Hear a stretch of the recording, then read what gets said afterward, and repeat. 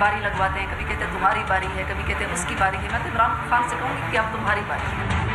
नियाज़ी साहब, आप अपने रवैये से हमेशा इस मुल्क में अनारकी फैलाई है। आयशा गुलालाई का तो नाम अब ऑक्सफोर्ड डिक्शनरी में शामिल हुआ है, यानी झूठ लाए, बड़ा झूठ बिग लाए और उससे बड़ा झूठ गुला लाए। अस्सलामुअलैकुम। दूसरा रुख के साथ मैं हूं सैयद समर अब्बास। नाज़रीन, तब्दीली आने ही रही, तब्दीली आ गई है। इस नारे का इतलाक पाकिस्तानी सियासत पर किया जाए तो शायद बेजा ना होगा।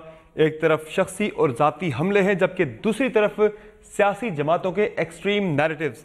इसकी एक शक्ल हमने हाल ही में आयशा गुलालाई के इमरान खान पर इल्ज़ामात की शक्ल में देखी, जिसके बाद पार्टी की तरफ से भी जो है काउंटर इल्ज़ामात आए और मामला फिर इलेक्शन कमीशन में गया। इलेक्शन कमीशन ने गुज़श्ता हफ्ते आयशा गुलालाई के हक़ में फ़ैसला दे दिया। उनकी पार्टी रुकनियत रिटेन रखने से मुतल्लिक़ फ़ैसला आया।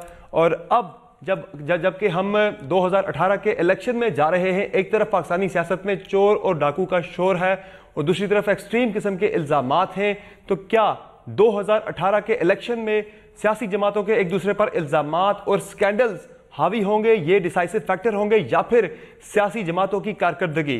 इस सारी सूरत हाल पर बात करने के लिए हमारे साथ मौजूद हैं आयशा गुलालाई साहिबा, रुकन कौमी असम्बली हैं। साथ मौजूद हैं कशमाला तारिक साहिबा, सीनियर सियासतदान हैं। और हमारे साथ मौजूद होंगे अहमद बिलाल महबूब साहब, हमारे साथ मौजूद हैं, पेल डैट के सरबराह हैं। बहुत शुक्रिया तमाम मेहमानों का शो में वक्त देने के लिए। आयशा साहिबा, आपसे स्टार्ट करूँगा। आपने इमरान खान साहब पर पहले इल्ज़ामात लगाए जिनसी हरासा करने के, टेक्स्ट मैसेजेस भेजने के, जिस पर फिर पार्टी की तरफ से भी काउंटर आप पे इल्ज़ामात आए। तो किसके हाथ में क्या आया इस लड़ाई के अंदर? बिस्मिल्लाहिर्रहमानिर्रहीम। मैं समझती हूँ कि इससे पाकिस्तानी ख़वातीन को बहुत कुछ मिला है और पाकिस्तानी ख़वातीन के साथ जो इस्तेसाल होता है, जो उनको हरास किया जाता है।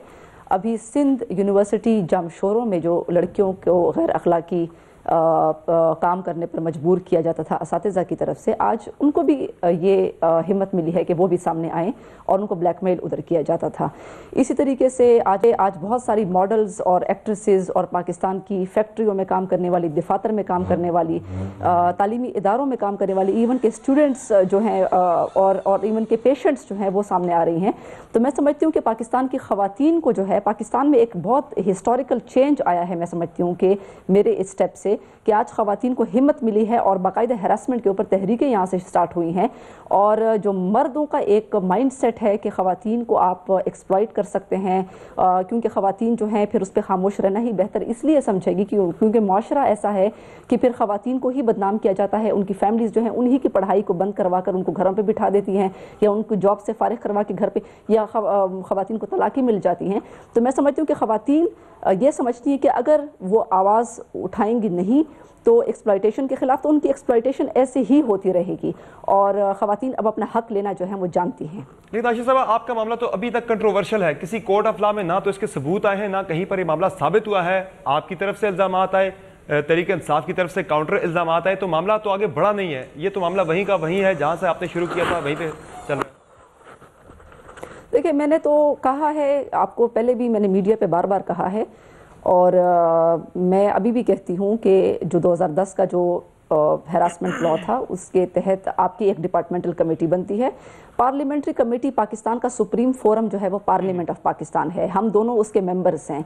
आप जो हैं किसी भी अदालत को नहीं मानते हैं। आप इलेक्शन कमीशन में भी पहले आप जब आपके वारंट गिरफ्तारी जारी हुए तब जाके आपने माफ़ी जो है माफ़ी भी मांग ली आपने, यानी आप इतने मौके के हालातों को आप देखते हैं। तो यहाँ पे पार्लियामेंट ऑफ पाकिस्तान जो है वो आपको बार बार बुला रही है और आप आ नहीं रहे, पेश नहीं हो रहे। अपने आप को क्लियर तो कर लें। और मैं समझती हूँ कि अगर वो समझते हैं कि पार्लियामेंट की कमेटी मेरे खिलाफ फैसला दे देगी, पॉलिटिकल पार्टीज मेरे खिलाफ फैसला दे देंगी, तो सुप्रीम कोर्ट में उस पार्लियामेंट के फैसले के खिलाफ चले जाएं। मैं भी सुप्रीम कोर्ट में चली जाऊंगी और आपके खिलाफ सारे सबूत बता दूंगी। दूसरी बात यह है कि जो इलेक्शन कमीशन का जो फैसला है, मैं समझती हूँ कि बड़ा एक क्लियर मैसेज इलेक्शन कमीशन ने पाकिस्तान के पॉलिटिकल पार्टीज को दे दिया है कि एक सियासी जमात का सरबराह एक डिक्टेटर जो है वो नहीं हो सकता।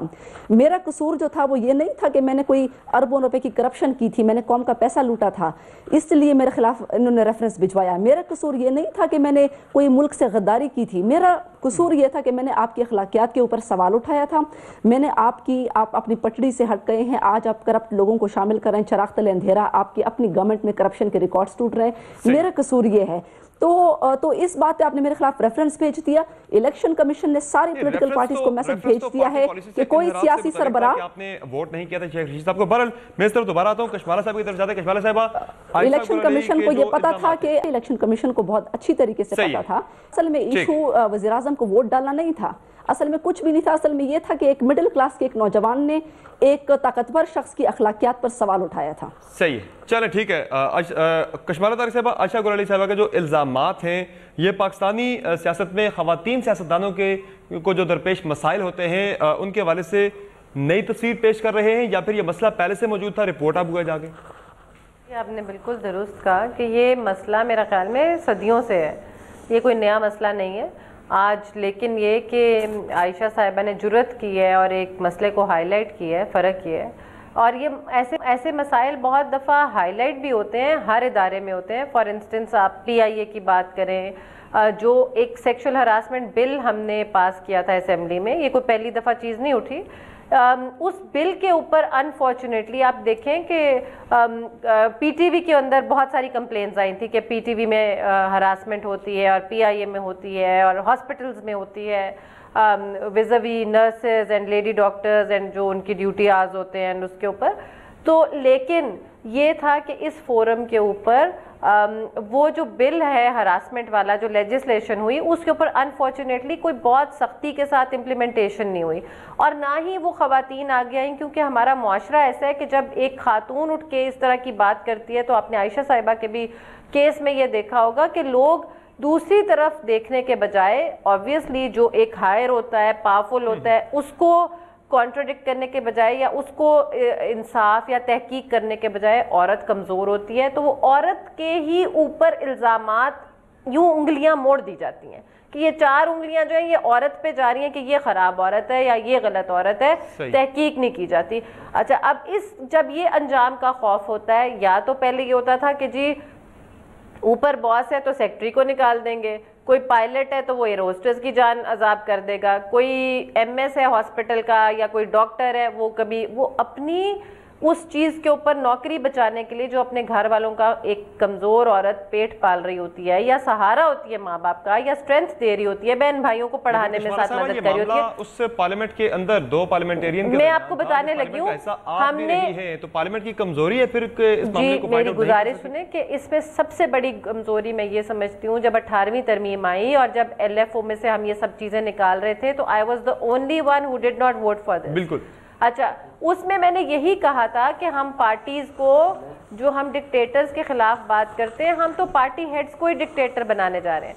दूसरी बात ये, उन तरामीम में मैंने ये तरमीम भी की थी कि आप ख़वातीन को जनरल सीट्स पे लाइए, आप उनको सिर्फ ये ताने मत दें कि ये रिजर्व सीट्स पे आके ये महकूम या मुफ्त की सीटों पे आ गई हैं, आप उनकी तजलील इस तरह ना करें। जो 2 दफ़ा रिजर्व सीट पे आई है उसका हक बनता है कि आप उसको तीसरी दफ़ा एक इंडिपेंडेंट सीट दें, विनेबल सीट दें। ठीक है। अहमद बिलाल साहब, एक तरफ पिलडैट की रिपोर्ट्स में खवातीन लेजिस्लेटर्स हैं, उनकी कारकर्दगी को बहुत ज़्यादा सराहा गया है। स्पीकर नेशनल असम्बली भी मुतअद्दिद मरतबा खवातीन पार्लियामेंटेरियंस की कारकर्दगी को काफ़ी सराह चुके हैं, उनकी हाज़िरी हो, उनकी तैयारी हो, मुख्तलिफ क्वेश्चन या दीगर चीज़ों पर उसको बहुत ज़्यादा अप्रिशिएट किया जाता है।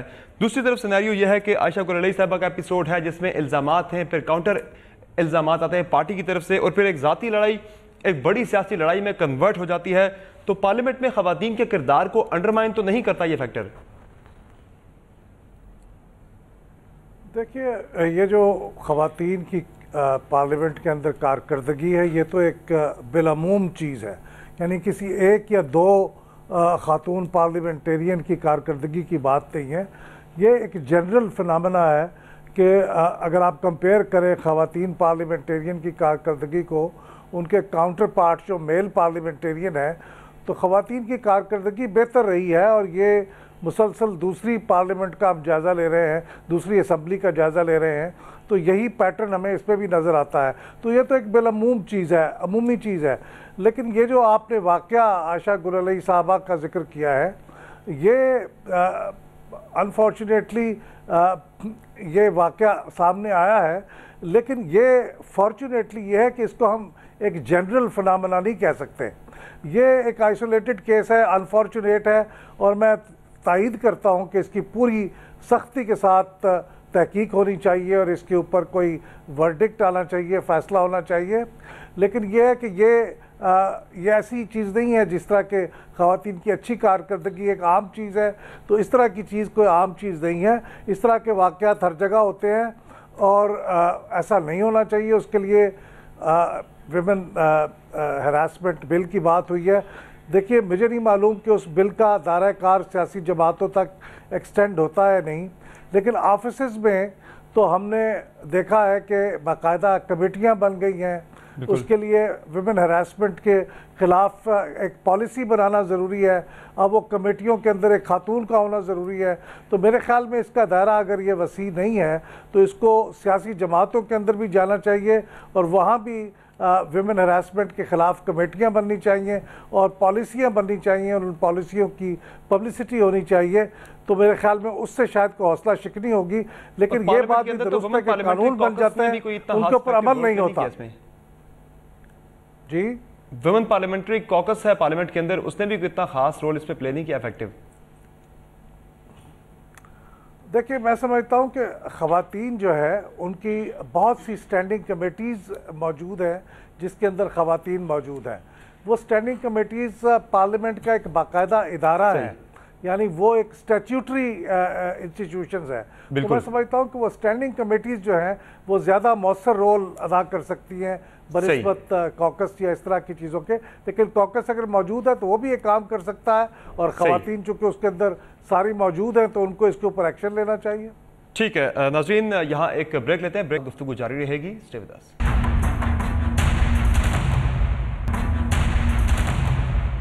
Welcome back to the show. Ayesha قرعلی صاحبہ، گو کہ الیکشن کمیشن نے آپ کے حق میں فیصلہ تو دے دیا ہے آپ کی پارلیمنٹ کی رکنیت سے متعلق، لیکن اگلے 6 ماہ آپ پارلیمنٹ کے اندر آپ کا رول کیا ہوگا؟ آپ کس پارٹی کی پالیسی کو فالو کریں گی اور اس کے علاوہ آپ کی جو گائیڈ لائنز ہوں گی وہ کس کی فالو کریں گی، اور کتنا مشکل ہوگا آپ کے لیے پارلیمنٹ کے اندر چلنا، چونکہ پی ٹی آئی بطور پارٹی آپ کو ڈسون کر چکی ہے؟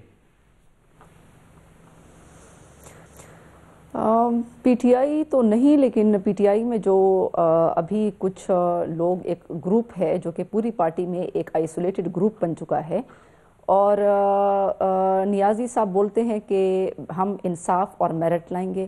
تو کیا یہ انصاف ہے کہ اپنے کارکنوں، مخلص کارکنوں کی قربانیوں کو نظر انداز کر کے دوسری کرپٹ پارٹیوں کے لوگوں کو لا کر ان کو ٹکٹ دے کر اور پھر اپنی حکومت کی دھاندلی سے جتوا کر ان کو آپ اسمبلیوں میں لائیں گے؟ اور جو آپ کے لوگ ہیں، نوجوان ہیں، آپ کے مخلص کارکن ہیں. جس آئسولیٹڈ گروپ کی آپ بات کر رہے ہیں اس کی قیادت خان صاحب کر رہے ہیں خود کیا؟ اس کی قیادت نیازی صاحب کر رہے ہیں، اور ان نیازی صاحب کے ارد گرد آپ دیکھیں کہ آج آپ کو پی ٹی آئی کے جو پہلے دن سے ان کے ساتھ قربانیاں کرتے آ رہے ہیں، پارٹی کے لیے محنت کرتے آ رہے ہیں، جو پاکستان کا ایک نظریہ رکھتے ہیں کہ پاکستان کو بہتر پاکستان بنانا تھا ان لوگوں نے، آج وہ تو آپ کو کہیں پر بھی نظر نہیں آتے. دوسری پارٹیوں کے کرپٹ لوگوں کو لا کر ان کے ذریعے سے جو ہے وہ ان کو ٹکٹس دے کر ان کو جو ہے وہ لایا جا رہا ہے، اسمبلیوں میں بھی لایا جا رہا ہے اور آگے یہ حکومت میں بھی لائیں گے. تو مقصد تو صرف یہ ہے کہ میں وزیر اعظم بن جاؤں اور پھر اسٹیٹس کو اور کرپٹ لوگوں کے ساتھ مل کر آپ غریبوں کی بات یا اسٹیٹس کو کا مقابلہ آپ کیسے کریں گے؟ میں سمجھتی ہوں کہ باقی پارٹی جو ہے وہ ایک طرف کھڑی ہے، نیازی صاحب ان کا ٹولہ دوسری طرف کھڑا ہے. نہیں، آپ کون سی پارٹی کی بات کر رہی ہیں؟ تحریک انصاف تو ہے ہی، عمران خان ہی تحریک انصاف ہیں، دوسری کون سی پارٹی ہے؟ آپ اور کون سے گروپ کی بات کر رہی ہیں اس کے علاوہ؟ یہ سمر عباس صاحب، یہ جمہوریت ہے. جمہوریت میں پارٹی کسی کی ملکیت نہیں ہوتی ہے. الیکشن کمیشن کے فیصلے نے یہ ایک تاریخی فیصلہ ہے میں سمجھتی ہوں، اور تمام تر پولیٹیکل پارٹیز کے لیے یہ سوچنے کا وقت ہے کہ اب اگر ہم جمہوریت کی بات کرتے ہیں تو حقیقی طور پر جمہوریت ہمیں لانی پڑے گی. اپنی ایک ڈکٹیٹرشپ پارٹی میں نہیں چلے گی. اگر ایک پارٹی میں آپ کو آزادی رائے کا اظہار کا آزادی نہیں ہے، آپ کو اگر آپ پارٹی پالیسیز پہ اختلاف جو ہیں وہ نہیں کر سکتے ایک طریقے سے، اور اگر آپ اخلاقیات کے اوپر کویسچنز اٹھاتے ہیں جو کہ ایک فیکچول بات ہوتی ہے اور جس کی انویسٹیگیشن کے لیے آپ اپنے آپ کو تیار، اپنے آپ کو آپ پیش بھی کرتے ہیں، تو اس چیز پہ آپ کے خلاف جو ہے وہ ذاتی بنیاد پر پارٹی سربراہ آپ کے خلاف جو ہے وہ نہیں اٹھا سکتا. ہاں، اگر میں نے ملک سے غداری کی ہوتی، میں نے کوئی ملک سے غداری کی ہوتی، اگر میں نے کوئی کروڑوں روپے کے غبن کیا ہوتا تو پھر مجھ پہ آرٹیکل 6 بھی نافذ ہو سکتا تھا، پھر میں خود بھی پیش کرتی. لیکن یہاں پہ تو پرسنل چیز کی بات ہے، تو پرسنل ایشوز پہ آپ مجھے پارٹی سے نکالنے والے آپ کون ہوتے ہیں؟ یہ جمہوریت ہے، ڈکٹیٹرشپ نہیں ہے. صحیح ہے, چلے ٹھیک ہے. کشمالہ صاحبہ, گو کہ الیکشن کمیشن نے عائشہ گل علی صاحبہ کے حق میں فیصلہ دیا ہے, لیکن 18ویں ترمیم کے بعد ایک پارلیمنٹیرین کے لیے کتنا مشکل ہو گیا ہے کہ اس نے اپنے ضمیر کے مطابق بھی فیصلہ کرنا ہے اور اپنے پارٹی سربراہ کی جو پالیسی ہے اس پر بھی چلنا ہے, گو کہ وہ ان کے ضمیر کے خلاف ہو. کیا یہی وجہ تھی کہ آپ نے مخالفت کی تھی 18ویں ترمیم میں اس اسپیسیفک آرٹیکل کی؟ جی ایبسلیوٹلی, یہ میں نے 2010 میں جب 18ویں ترمیم آئی اور میں نے اس وقت آئی ہیڈ سین اٹ, پڑھی تھی میں نے, اور میرے ضمیر نے اس وقت گوارا نہیں کیا کہ میں اس کو ووٹ ڈالوں, کیونکہ آپ یہ دیکھیں کانفلکٹ آ جاتا ہے کہ آپ ایک طرف جب اوتھ لے رہے ہیں تو آپ یہ کہہ رہے ہیں کہ میں اپنے ضمیر سے ووٹ آف کانشیس ڈالوں گا, اپنے ضمیر کی آواز سے وہ جو آپ لیجسلیشن کرنے جا رہے ہیں اس ملک کے تمام عوام کی آپ فیوچر, ان کی قسمت کا حال لکھنے جا رہے ہوتے ہیں نا کہ ان کو کیا ملنا ہے, ان کے لیے آپ نے آواز بلند کرنی ہے, آپ ان کے نمائندے بن کے جا رہے ہیں. اور جب آپ وہاں پر بیٹھے پالیسی میکنگ کرنی ہوتی ہے, بالکل ایبسلیوٹلی, تو آپ کس طرح یہ کہہ سکتے ہیں کہ اچھا اگر آپ کا پارٹی پریزیڈنٹ یہ کہہ رہا ہے کہ بھائی آپ سارے کسی غلط چیز کے اوپر مہر لگا دیں, ہاں کر دیں, ایک کوئی کالا قانون بنا دیں اور آپ سارے اس کالے قوانین کے اوپر آپ گناہ میں برابر کے شریک ہو جاتے ہیں, تو آپ کی یہ کانفلکٹ ہے کہ جی آپ کو یاد ہوگا کہ مجھے نوٹس سرو کیا گیا تھا پارٹی میں اس چیز کے اوپر کہ میں نے کیوں ووٹ نہیں ڈالا, اور میں نے یہ ساری ترامیم کے اوپر ترامیم ڈالی تھی. میں نے اس میں یہ کلیئرلی لکھا تھا کہ یہ ہمیں شک نہیں نکالنی چاہیے, آپ جو ایل ایف او کی اچھی چیزیں ہیں اس کو مت نکالیے, جس میں یہ ساری چیزیں تھیں. 3rd ٹائم پرائم منسٹر بھی اس میں آیا, پارٹی پریزیڈنٹ کو ڈکٹیٹر بنانے والا جو رول ہے یہ بھی اس میں آیا. پھر اس کے بعد جو آپ نے کنکرنٹ لسٹ دی اس میں کئی چیزیں میرے حساب سے بہت غلط گئی تھیں جو آپ نے پروونسز کو ڈائریکٹلی دے دی. اور آج آپ دیکھیں کہ آپ کے ملک میں ہیلتھ اور ایجوکیشن کا کیا حال ہو رہا ہے, سپورٹس نام کی کوئی چیز ایگزسٹ نہیں کر رہی, تو آپ کی جو وہ کوہیرنس تھی وہ ختم ہو گئی ساری ملک کے اندر سے. آپ نے جلد بازی میں اس وقت سب نے اتنے قصیدے پڑے 18ویں ترمیم کے, جی بہت اعلیٰ ہو گیا, انڈیپینڈنس دے دی صوبوں کو, آج آپ حال دیکھ لیں کیا ہے. لیکن coming back to the topic, let's stick to عائشہ's ٹاپک ہیئر. آئی تھنک دیکھیں عائشہ کے معاملے میں کوئی, عائشہ نے ایک آواز اٹھائی ہے, میں سمجھتی ہوں بہت ہمت کا کام کیا ہے. زیادہ تر لوگ, اور میں کہتی ہوں ان سے زیادہ ان کے میں والد کا احترام کروں گی جنہوں نے ان کو یہ اسٹرینتھ دی ہے کہ یہ کھڑی ہوں اور آواز بلند کریں. لیکن بات یہ ہے کہ کتنے والد اتنا حوصلہ اور جگرہ رکھتے ہیں اس معاشرے میں, اس ملک کے اندر, تو پھر ہمیں اس کی تحقیق تو کرنی چاہیے نا جی. میں نے آپ سے پہلے کہا بالکل معاملے کی تحقیق ہونی چاہیے تھی, جو کہ تحقیق نہیں ہو سکی. معاملہ جو کا تو وہیں پہ جہاں سے شروع ہوا تھا. احمد بلال صاحب, آپ کو بھی تضاد لگتا ہے اس معاملے میں کہ پارٹی سربراہ کی پالیسی بھی پریویل کرے اور پارلیمنٹیرین اپنے ضمیر کے مطابق بھی فیصلہ کرے, تو یہ کیسے ممکن ہے؟ پارٹی سربراہ کے فیصلے سے انحراف ممکن ہی نہیں رہا ایک پارلیمنٹیرین کے لیے. آپ کا ضمیر جو ہے وہ پارلیمنٹیرین کو گروی رکھنا پڑتا ہے اپنے پارٹی سربراہ کے پاس. دیکھیے ذرا سمجھنے کی کوشش کیجئے, یہ اگر دستور کے اندر جو ڈیفیکشن کلاز ہے 63A, اگر اس کے ضمن میں بات کر رہے ہیں تو پھر ایسا نہیں ہے کہ پارٹی سربراہ کو اپنے ممبرز کے اوپر ہر چیز کے اوپر کنٹرول ہے, ایسا نہیں ہے, کم از کم اس قانون کی حد تک. اگر آپ بات کر رہے ہیں جو ہمارے ملک میں پریویلنگ کلچر ہے سیاسی جماعتوں میں, تو اس کی بات الگ ہے. کلچر کے اندر یہ ہے کہ جو سیاسی جماعت کا سربراہ ہے وہ در حقیقت سیاہ و سفید کا مالک ہے. ایک آدھ استثناء کو چھوڑ کے, ایک دو ایکسیپشنز کے علاوہ باقی تمام پارٹیوں کے اندر پارٹی کا مطلب ہے پارٹی کا سربراہ, اور وہ جو بھی کہہ دے گا پھر پارٹی کا ممبر اس کو نہیں مانے گا تو اس کی زندگی پھر مشکل ہو جائے گی, پارٹی کے اندر رہنا مشکل ہو جائے گا, اگلی دفعہ پارٹی کی ٹکٹ نہیں ملے گی اور پارٹی کے اندر کو عہدہ ملنے کا کوئی سوال نہیں ہے. لیکن اگر دستور کے اندر جو ڈیفیکشن کی کلاز ہے تو وہ صرف 4 صورتوں میں اپلائی ہوتی ہے. دیکھیے اگر کوئی بندہ پارٹی چھوڑ کے دوسری پارٹی کے اندر شامل ہو جائے تو وہ پھر اپنی پارٹی کے اندر نہیں رہ سکتا, وہ اس سے خارج ہو جاتا ہے. پھر 3 چیزیں ہیں جس کے اوپر وہ ووٹ کرے گا پارٹی کی پالیسی کے خلاف. یعنی پہلی بات ہے کہ وزیر اعظم کو ووٹ دینے کا معاملہ ہے, دوسرا وزیر اعظم ہے یا وزیر اعلیٰ ہے, دوسری بات یہ ہے کہ وہ کوئی منی بل یا کانسٹیٹیوشنل امینڈمنٹ یہ اگر پیش ہو رہا ہے تو اس میں پارٹی کی پالیسی کے خلاف ووٹ دے رہا ہے, یا پھر کوئی ووٹ آف کانفیڈنس یا ووٹ آف نو کانفیڈنس ہے. ان 3 چیزوں کے علاوہ وہ اپنی ضمیر کے مطابق ووٹ دے سکتا ہے. اور لیکن بلال صاحب آپ کی بات, سوری میں کاٹ رہی ہوں, یہ ووٹ آف یہ کانسٹیٹیوشنل امینڈمنٹ تھی نا جی. جی میں کانسٹیٹیوشنل امینڈمنٹ کی بات کر رہا ہوں 63A کی, کہ یہ 3 چیزوں کے علاوہ آپ جس چیز میں چاہیں اپنے ضمیر کے مطابق ووٹ دیں, دستور کے مطابق آپ کی نہیں اس میں ضمیر کو نہ دیں, لیکن اگر آپ کو یہ قبول نہیں ہے تو پھر آپ الیکشن نہ لڑیں, نہ بنے ممبر, آپ اس کی کوشش کرتے رہیں. لیکن دیکھیے اس سے پہلے جو صورتحال تھی, یعنی یہ اس وقت جو کلاس موجود ہے 18th امینڈمنٹ میں, تو اس پہ اضافہ ہوا تھا کانسٹیٹیوشنل امینڈمنٹ کا, ورنہ وہ پہلے نہیں تھا. لیکن اس سے پہلے ایک بڑی آل ایمبریسنگ کلاس تھی 97 میں جو قانون بنا تھا, اس کے مطابق تو یہ تھا کہ آپ پارٹی کے دستور کے خلاف, پارٹی کے کوڈ آف کنڈکٹ کے خلاف اور پارٹی کی پالیسی کے خلاف ایک جنرل ایک آل ایمبریسنگ کلاس تھی کہ آپ فیصلہ نہیں کر سکتے. لیکن اب یہ محدود ہو گیا 3 چیزوں تک. تو یہ ایک بیلنس ہے, اس کے اوپر بحث ہو سکتی ہے کہ اس کو بھی آزاد کر دیا جائے, لیکن بہرحال اس کے مطابق پھر یہ ملک کے اندر ٹھیک ہے. مجھے یہاں ایک بریک مشرف صاحب نے نہیں کیا تھا, مشرف نے ہی پابندی لگائی ہوئی تھی, انہوں نے تو صرف سوائے کانسٹیٹیوشنل امینڈمنٹ بعد میں 18th امینڈمنٹ میں ایڈ ہوئی ہے, ورنہ یہ ڈیفیکشن کی کلاس مشرف صاحب کی تصنیف کردہ ہے.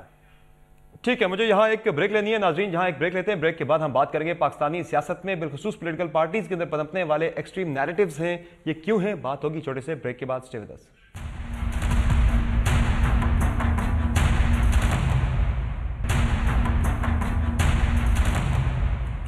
Welcome back to the show. Kashmala, اب مسئلہ صرف سیکشول ہراسمنٹ کا نہیں بلکہ اب پاکستانی سیاست میں چور اور ڈاکو کا شور کافی زیادہ ڈومینیٹ کرتا جا رہا ہے, اس طرح کی زبان استعمال کی جا رہی ہے. تو آج کل پاکستانی سیاست میں ہم کیا پریسیڈنٹ سیٹ کرنے جا رہے ہیں اس طرح کے ایکسٹریم نیریٹیوز اور ایک دوسرے پہ جو ہم الزامات لگا رہے ہیں چور ڈاکو کے, گو کہ ہم اگلے سال 2018 کے الیکشن میں بھی جانے لگے, تو کیا ہم پریسیڈنٹ سیٹ کرنے جا رہے ہیں؟ دیکھیں, یہ جو ایک نیا فینومینا آیا ہے نا سوشل میڈیا کا, یہ ایک جن جو ہے وہ جنی جو ہے وہ باٹل سے باہر آ چکا ہوا ہے, اور یہ سوشل میڈیا ایک ویسی چیز ہے. یہ آہستہ آہستہ جب یہ چیز گرو کی ہے, اس کو ریگولیٹ کرنے کی ضرورت ہے. آپ یہ دیکھیں, بد زبانی, بد کلامی, ایک دوسرے پہ فنگر پوائنٹنگ, بہت غلط قسم کی زبان ہم دیکھتے ہیں ہر کسی کے لیے استعمال ہو رہی ہے, بیکاز ایوری بڈی نوز کہ we will not be held accountable, نہ پتہ چلے گا. ٹرولنگ ہو رہی ہے, فیک ناموں سے اکاؤنٹ بنائے ہوئے ہیں, کسی کی بھی تذلیل کر دو, کسی کے بھی اوپر جھوٹی سچی من گھڑت کہانی بنا دو, کسی کو بھی چور کہہ دو, کسی کو بھی ڈاکو کہہ دو, اینڈ دین گیٹ اوے, کسی کی بھی عزت ہوا میں اڑا دو. سو آئی بلیو کہ یہ اب کچھ نہ کچھ ان کو کرنا چاہیے. انہوں نے سائبر بل جو نکالا تھا, لیجسلیٹ کیا, اس کے بعد شور و غل بھی مچا, لیکن ہم دیکھتے ہیں کہ جس کے ہاتھ میں ڈنڈا ہوتا ہے اس کے اوپر تو کوئی جرت نہیں کرتا, اس کے لوگ بھی وہ اٹھا کر لے جاتے ہیں, وہ دھمکیاں بھی مل جاتی ہیں. پارٹیز کے لیے کتنا ڈیمیجنگ ہے یہ کلچر؟ جی, پولیٹیکل پارٹیز کے لیے اٹسیلف کتنا ڈیمیجنگ ہے یہ کلچر؟ یہ خالی پولیٹیکل پارٹیز کے لیے نہیں, اس قوم کے ہر بندے کے لیے ڈیمیجنگ ہے. احتساب ضرور کریں, سوال جواب ضرور کریں, جیسے ہم عائشہ کے لیے بات کریں, تحقیق ضرور کریں کہ پتہ چلے کہ سچ کیا ہے اور جھوٹ کیا ہے. لیکن اگر ان کے ساتھ زیادتی ہوئی ہے تو ان کو اس کا فیصلہ ملنا چاہیے, اور اگر نہیں ہے تو تب بھی قوم کو پتہ چلنا چاہیے کہ یہ کیوں جھوٹ بول کے کسی کے اوپر ایک الزام لگا رہی ہیں. لیکن کہیں کسی ایک طرف تو اونٹ کسی کروٹ تو بیٹھے نہ پتہ چلے کہ جی کیا حقیقت ہے. یہ مسئلہ چیزیں سیٹل نہیں ہوتی, پتہ نہیں رہتا, آگے بڑھتے نہیں معاملات, شروع ہوتے ہیں ختم ہوتے ہیں آگے نکل جاتے ہیں. بالکل صحیح فرمایا آپ نے. جو انفلوئنشلز ہیں ان کے لیے تو کوئی جرت نہیں کرتا. آپ دیکھیں جو ادارے سٹرونگ ہیں ان کے اوپر بھی کوئی جرت نہیں کرتا بات کرے, وہ کرپشن کریں یا نہ کریں یا کر کے سو جائیں تو کوئی اس کے اوپر اثر نہیں ہوتا. سملرلی سیکرڈ کاؤز بچ جاتی ہیں, جن کو انہوں نے بلی کا بکرا بنانا ہوتا ہے, وہ اس طرح ایک عورت ہے کیونکہ عائشہ, اور میں سمجھتی ہوں کہ عورتوں کو یہاں پہ ویسے ہی ایک سیکنڈ گریڈ سٹیزن سمجھا جاتا ہے. یہ ہم مانیں یا نہ مانیں, ہم سب ایکسپیرینس کرتے ہیں. جو ایک ٹپیکل کامنٹ آتا ہے نا کہ ہاں مفت کی سیٹوں پہ آ گئی, ہاں آپ کون سا الیکشن لڑ کر آئی ہیں, ہاں. سو یو نو لائک وہ یہ بھی بھول جاتے ہیں کہ ان کے گھر میں مائیں بہنیں بیٹیاں بیٹھی ہیں, انہوں نے اپنے گھر میں بیٹیاں پیدا کی ہوئی ہیں. وہ کسی ماں جو عورت ہے اس سے پیدا ہو کر آئے ہیں, وہ خود پیدا ہو کر نہیں آئے. تو ہر عورت کی عزت جو ہے وہ بہت امپورٹنٹ ہے, اور جب تک آپ ان کو ورک پلیس پہ کمفرٹ لیول نہیں دیں گے, how will the other educated women come into this field of politics? بالکل बिल्कुल, मैं आपकी बात से मुत्तफ़िक़ हूँ, सारे कल्चर को तब्दील करना होगा। अहमद बिलाल साहब, इल्ज़ामात की जो सियासत है, एक दूसरे को चोर और डाकू कहने के जो आजकल एक रविश बहुत ज़्यादा हमारी सियासी जमातों में चल पड़ी है, ये वोटर को कितना ज़्यादा डिसुएड या फिर डिस्करेज करती है, स्पेशली उस वोटर को जो 2013 में तब्दीली के अज़्म से निकला था? देखिए, बदकिस्मती से इस किस्म की जो रिवायत है ये कोई नई पैदा नहीं हुई। ये माजी में भी हमारे सियासी कल्चर के अंदर इस तरह की ज़बान मुख्तलिफ़ अदवार में इस्तेमाल होती रही है और अपने मुखालफीन के लिए बहुत गैर महज़ब अल्फाज इस्तेमाल किए गए हैं। ये हमारी सियासी जलसों के अंदर इस तरह की चीज़ें होती रही हैं। दरमियान में एक पीरियड आया था कि जिसमें ये कोई थोड़ा सा सूरत हाल बेहतर हो गई थी और अब एक दूसरे के ऊपर पर्सनल अटैक्स ज़रा कम हो गए थे। लेकिन अब ये जो दोबारा एक भौचाल किसी कैफियत हमें नज़र आ रही है, जिसके अंदर फिर पर्सनल अटैक्स और गैर महज़ब अल्फाज का इस्तेमाल आम होता जा रहा है।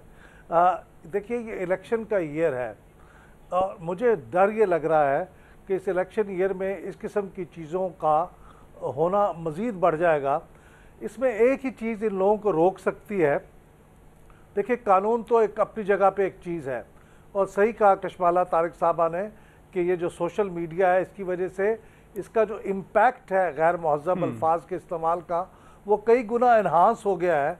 तो अब एक तो इसको रेगुलेट करने के लिए जो कानून बनाया है उसको एनफोर्स करना चाहिए, उसका इस्तेमाल करना चाहिए।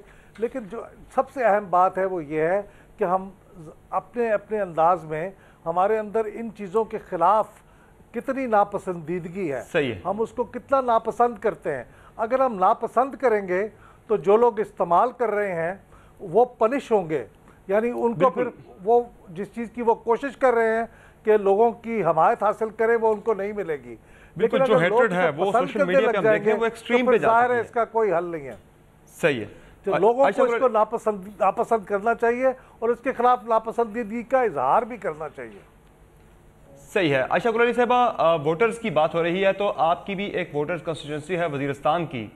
जिस तरह से पीटीआई ने आपको डिसऑन कर दिया है, तो आपके वोटर के पास क्या पैगाम जा रहा है जो वजीरिस्तान का है या फिर जिनको आप रिप्रेजेंट करती थी? सबसे पहले तो मैं आपको बताऊं कि पीटीआई ने मुझे डिसऑन नहीं किया, नियाजी एंड उनकी कंपनी ने मुझे डिसऑन किया है और वो उनकी पर्सनल प्रॉब्लम्स की वजह से उन्होंने किया है, कोई मुल्की मफाद में उन्होंने नहीं किया, ये जमहूरियत के मफाद में नहीं किया। और ये ऐसे लोग हैं कि गरीबों की बात तो करते हैं लेकिन गरीबों के सबसे बड़े दुश्मन हैं कि एक मिडिल क्लास और गरीब तबके के नौजवान को मुझे करोड़ों रुपए का नोटिस जो इन्होंने भिजवा दिया है। अब अगर मुझसे भी गरीब होगा तो उसको 5 करोड़ का भी नोटिस भिजवाएंगे।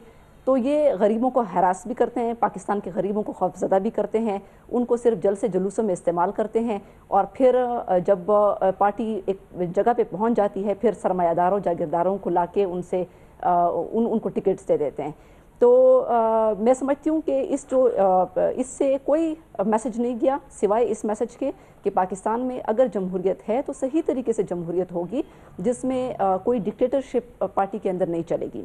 दूसरी बात यह है कि मैं समझती हूँ कि जो इल्ज़ामात की इस वक्त सियासत पाकिस्तान में हो रही है, पाकिस्तान के 65% से ऊपर हमारी नौजवान आबादी है। इनको इस वक्त आपकी जो बेहतरीन ह्यूमन रिसोर्स है उसको नियाजी साहब ने सिर्फ गालियों पे और हड़तालों के ऊपर लगा दिया है। तो ये पाकिस्तान का मुस्तकबिल क्या होगा इस पे आप खुद सोच लें। दूसरी बात यह है कि हुकूमत सिर्फ नहीं करना, हुकूमत कुछ भी नहीं करना। आपने एजुकेशन जिस तरीके से रिफॉर्म्स हैं वो एजुकेशन की रिफॉर्म्स इस तरीके से नहीं की जाती जिस तरीके से केपीके में की गई हैं। यहाँ पे आपका जो क्वालिटी एजुकेशन है वो किस तरीके से होना चाहिए कि यहाँ पे जो स्कूल सिस्टम है उसमें आपकी साइंस की बेस्ड पे जो है आपकी प्रैक्टिकल साइंस होनी चाहिए, आपके अलावा क्वालिटी की एजुकेशन के अलावा आपकी स्किल होनी चाहिए, स्पोर्ट्स होनी चाहिए, या आपकी जो एनवायरनमेंट ब्रिलियंट ट्री सुनामी का प्रोजेक्ट है ये अच्छी चीज़ है। लेकिन इस तरीके से करप्शन जिस तरीके से यहाँ पे हुई है और पौधे तो कुछ नहीं, चलो ठीक है, मुझे यहाँ ब्रेक करनी है बिल्कुल। इस तरीके से मुल्क नहीं चलाया जाता, सिर्फ इल्जामात लगाने से मुल्क नहीं चलता, मुल्क चलाना आपको आता नहीं है। लगी है ठीक है, मुझे यहाँ एक नहीं है ठीक है, मुझे यहाँ एक ब्रेक लेनी है। ब्रेक के बाद हम बात करेंगे कि 2018 के इलेक्शन में कौन सा फैक्टर ज्यादा हावी होगा, एक दूसरे पे इल्जामात का या फिर कारकर्दगी का। बात होगी छोटे से ब्रेक के बाद। Stay with us.